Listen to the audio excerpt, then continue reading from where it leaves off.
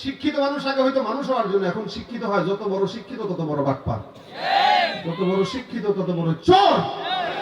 এই জন্য সুশিক্ষা জাতীয় মেরুদণ্ড, শিক্ষা জাতীয় মেরুদণ্ড না, কোরআনের শিক্ষা জাতীয় মেরুদণ্ড। কথা বলেন ঠিক কিনা? আর আমাদের দেশে তো একটা পকেট মার যদি কেউ ধরে, ওরে মারতে মারতে একদম আদামরা বানায় ফেলায়। কিন্তু কোটি কোটি টাকা যারা চুরি করে পারে, পাচার করে, তাদেরকে দেখলে সালাম দেয় 14 বার। কথা বলেন ঠিক কিনা? যাদের হাতে যায় ক্ষমতা, দেশ যেন বাপের ভিটা, রাখতে চেয়ার শুরু করে বিদেশিদের পাচাটা।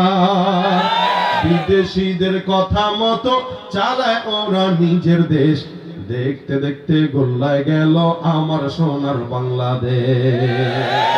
কেউ দিল না সবাই নিল, আমরা যে কলুর বলদ, সারা বছর নেয় না খবর, নির্বাচনে খুব দরদ।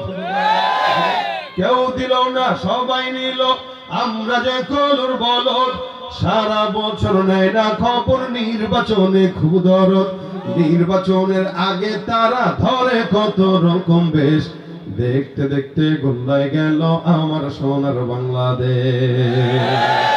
ভাই, ছোট চোরকে ধরার আগে বড় চোর ধরা দরকার। বড় চোর একটার যদি বিচার হতো, ছোট চোর গুলা বড় হওয়ার সুযোগ পেত না। ইসলামে চুরির বিধান আছে কিনা? কি বলেন তো? সবাই তো জানেন ভাই, সবাই জানেন, কিন্তু ওই যে কিছু মানি কিছু মানি না, কিছু মানি কিছু মানি না। আল্লাহ পাক কোরআনে বলেছেন, মুমিনরা বলে যে কিছু মানি কিছু মানি না। কিছু দল আছে যারা বলে কোরআনের কিছু অংশ মানি কিছু অংশ মানি না, মানে যেটা আমার পক্ষের ওইটা ঠিক আছে, যেটা বিপক্ষের ভাই এটা ঠিক নাই। যদি এদেশে ইসলামী আইন থাকতো আর হাত কাটার বিধান থাকতো, যত মানুষ চুরি করেছে বা করবে প্রত্যেকের হাত কাটা হতো, আর রাস্তায় আল্লাহ নবীজির নাম বলে ভিক্ষা করা লাগতো।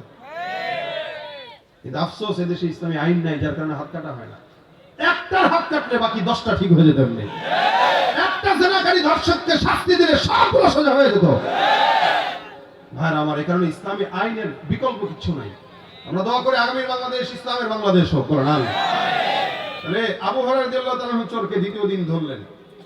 ধরার পরে চোর বলতেছে, ভাই আমার গত রাত্রে ভুল হয়ে গেছিল, কিছু তো পাইলাম না, ভাবছিলাম আজকে রাতে আসি কিছু যদি পাই নিয়ে যাই, এই কারণে আজকে রাতে একটু ব্যর্থ চেষ্টা করলাম। তুমি যে ধরে ফেলবে এটা আমি বুঝিনি। চোর মশাইকে ধরে ফেলছে আবু হুরায়রা রাদিয়াল্লাহু তাআলা, বলতেছেন আজকে আর কোনো ছাড়াছাড়ি নাই, নবীর কাছে নিব। ভাই ভাই মাফ চাই, আর জীবনেও না, এটাই শেষ। এই তুমি বিশ্বাস করো, একদিন মিথ্যা বলছি, 2 দিন বলছি, 3 দিন কি আর বলবো? এটা আমার দ্বিতীয় দিন, আমি আল্লাহর কসম আর আসবো না। বারবার বারবার আবু হুরায়রা রাদিয়াল্লাহু তাআলা কে মাইন্ডে এই কথাগুলো ঢুকাইতেছেন, তো ওনার মায়া লেগে গেছে। একটা মানুষ অভাবের তাড়নায় আসছে, থাক না, ছেড়ে দেই না, কি হয়, ছেড়ে দিছে। ফজরের নামাজে আল্লাহর হাবিব তাকে দেখলেন, দেখার পরে ডাক দিয়ে বলেন, কি ব্যাপার আবু হুরায়রা, চোর কোথায়? বলছিলাম তোমাকে চোরটাকে ধরে নিয়ে আসার জন্য। আবু হুরায়রা রাদিয়াল্লাহু তাআলা বলেন, ইয়া রাসূলুল্লাহ, গত রাতেও চোর যখন আসলো বারবার এমন এমন কথা বললো, যার কারণে আমার মায়া লেগে গেছে। আমি তাকে ছেড়ে দিলাম। পয়গম্বর ডাক দিয়ে বলে, মায়া লাগার কোনো দরকার নেই, আবার আসবে কালকে। কবে আসবে?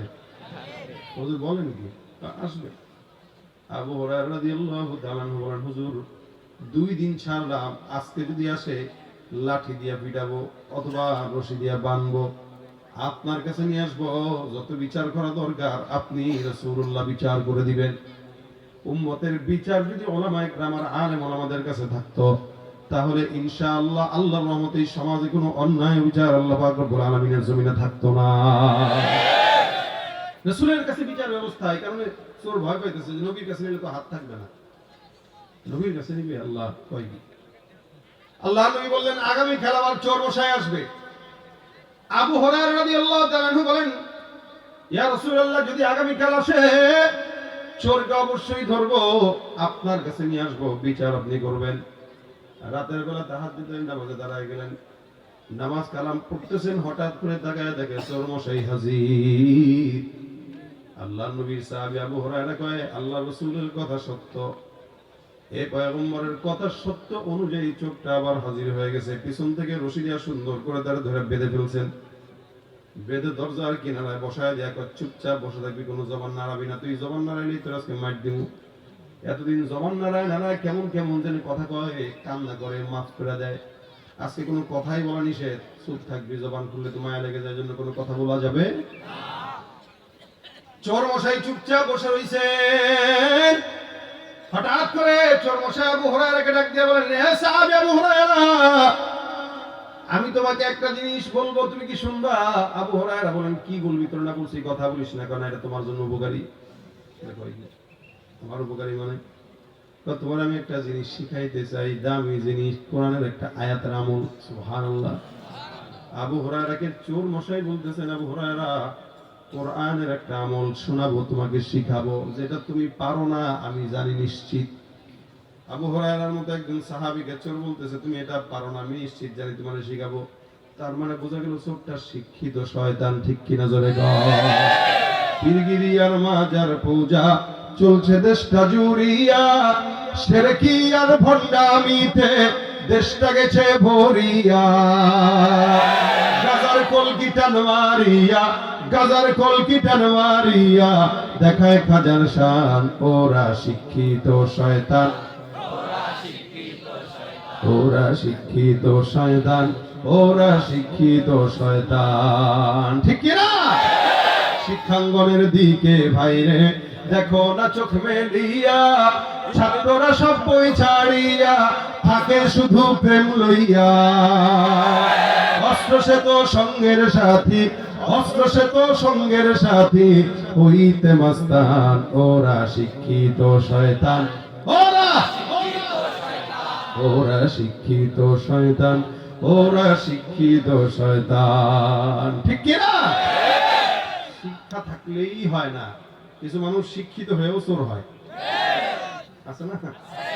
অধিকাংশ মানুষই, আগে মানুষ শিক্ষা অর্জন করতো মানুষ হওয়ার জন্য, এখন শিক্ষা অর্জন করে বাটপার হওয়ার জন্য।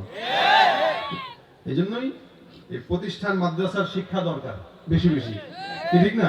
ডাক্তার হোক, ইঞ্জিনিয়ার হোক, আগে দিন শিখুক, তাহলে ডাক্তার হইলেও কষাই হবে না, জমাই করবে না আপনার, গেলেই খালি টেস্ট না। জ্বরের জন্য কয় আলট্রাসাউন্ড করো, ওই ধান্দাবাজি যে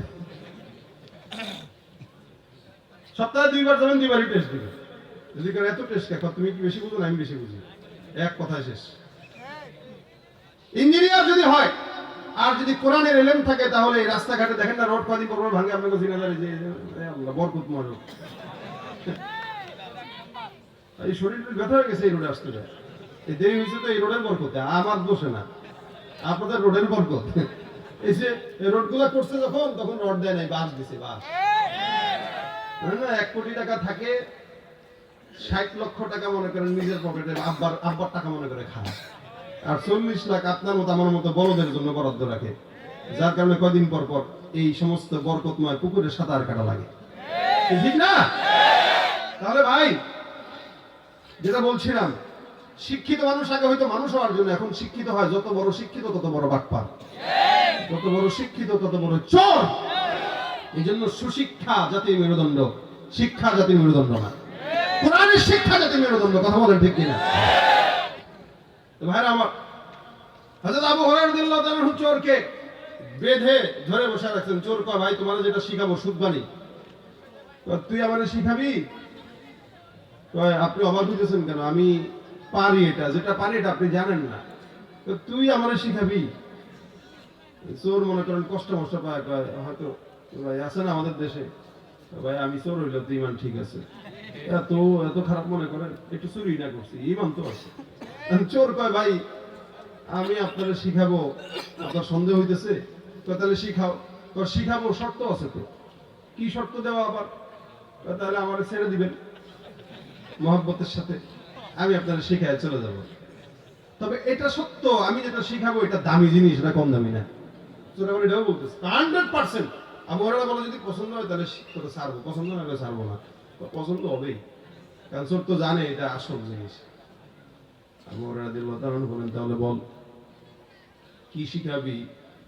চোর এবার সুন্দর করে আবু হুরায়রা রাদিয়াল্লাহু তাআলা বলেন, শোনো, বিসমিল্লাহির রহমানির রহিম, আল্লাহু লা ইলাহা ইল্লা হুয়াল হাইয়ুল কাইয়্যুম লা তাখুযুহু সিনাতুন ওয়ালা নাওম লাহু মা ফিস সামাওয়াতি ওয়া মা ফিল আরদ মান যাল্লাযী ইয়াশফা'ু ইনদাহু ইল্লা বিইذনি يعلم ما بين أيديهم وما خلفهم ولا يحيطون بشيء من علمه إلا بما شاء وسع كرسيه السماوات والأرض ولا يؤوده حفظهما وهو العلي العظيم. এই পুরাটুক সূরাটা পড়লো, আবু হুরায়রাকে শোনায় দিল। সুবহানাল্লাহ। আবু হুরায়রা বলে, হ্যাঁ জানি তো, আয়াত তো জানি, তাহলে তুইও জানোস আমিও জানি, তো কি হয়েছে? কারণ আয়াত না, শোনেন। এই আয়াতটা যদি আপনি রাতের বেলা পড়েন ঘুমানোর আগে, কিসের আগে? সন্ধ্যার পর থেকে নিয়ে রাতে ঘুমানোর আগ পর্যন্ত যদি আপনি পড়েন, তাহলে ফজর পর্যন্ত জিন্নাত আর শয়তান এদের যত অনিষ্টতা আছে, বদ নজর আছে, বদ কিছু আছে, সব কিছু থেকে আল্লাহ ফেরেশতার মাধ্যমে নিজে কুদরতি ভাবে আপনারা বাঁচাবেন।